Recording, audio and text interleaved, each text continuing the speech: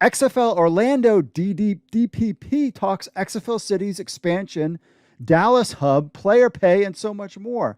So the Sports Slaw podcast with Deb Schneider and former NFL offensive lineman Lomas Brown talked to Larry Lee, XFL Director of Player Personnel for the Orlando franchise, though we're not supposed to know the Orlando franchise. On August 9th, the XFL announced that it's the team's Director of Player Personnel, DDP, Offensive Coordinator, OC, and Defensive Coordinator, DC. The XFL has not officially announced the cities, but of course our own XFL Insider Mike Michell has been reporting them for a while. Lee will join head coach Terrell Buckley and offensive coordinator Robert Ford and DC Tony Carter in Orlando. He was a longtime NFL player and executive vice president of the Detroit Lions. Lee was asked about the pay structure in the XFL. Like the 2.0 era, quarterbacks will make more money and be the central focus of the league. Quote, everybody's going to make the same money, but the quarterbacks will be different. We're going to be a quarterback-driven league. The quarterback is going to be central part of our league. All other positions will make the same amount of money, similar to what the 2.0 era was. We figured that. I believe the USFL is set up that way as well. He was asked about the current player showcase. Right now, all teams' player personnel are looking at players for the league only, not for their specific team. So these guys are just checking things out to put players in the pool that they think are worthy, not necessarily players that are worthy just for their team. Quote, we all are scouting for the league. We're not scouting for our team. All 8 teams and the personnel people were scouting for the league. And once we do that, we're going to have a master list, and we're going to only be able to draft from that list.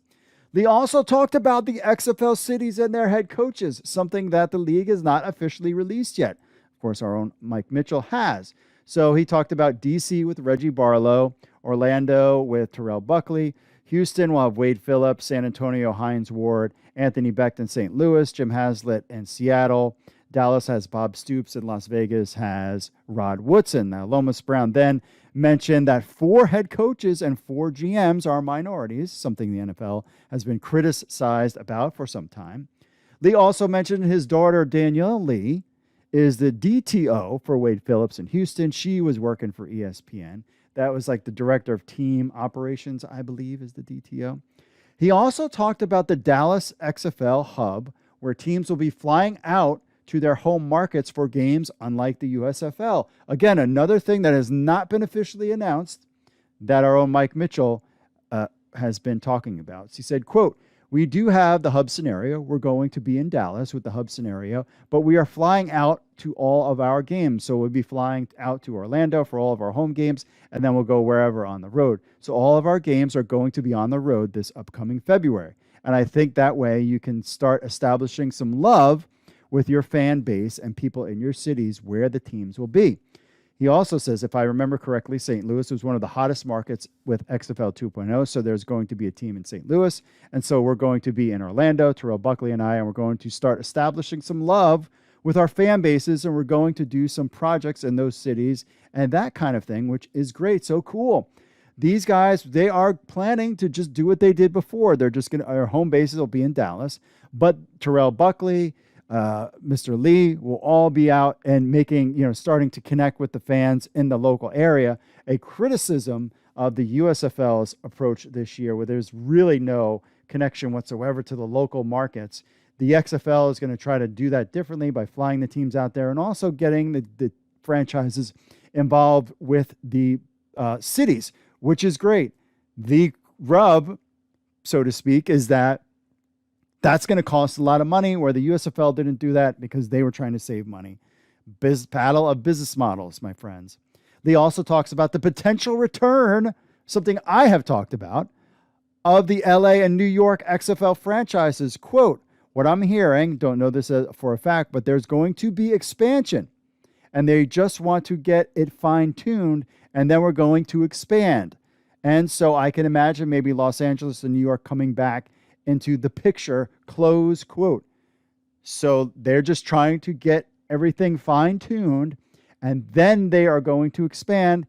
LA and New York could potentially be back on the table, something I have talked about in the past. They talk about players getting released from the NFL, playing in the XFL, his time with Lomas Brown and the Detroit Lions, and the number of NFL executives working for the XFL and more. Here's the thing. So we posted this. This video had been out for a couple weeks, and no one knew about it. It had like 20 views. I think listener Max, or the Markcast, listens to. I don't know. This wound up. Somebody sent it to me. I'm just going to put it that way.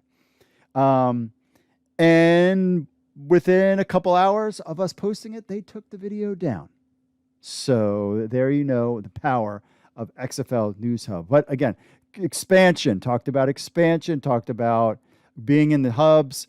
All of this stuff is confirmed. Now the question is, when are we going to get an official announcement? And I've been telling you all along, I've been hearing August as that time frame. So we got about a month out. Remember, this is the lull. This is the dead zone of interest. People are out and about doing things. So that's why I'm hearing August time frame. So we'll just have to stay tuned. But this is an executive in the XFL talking about these cities.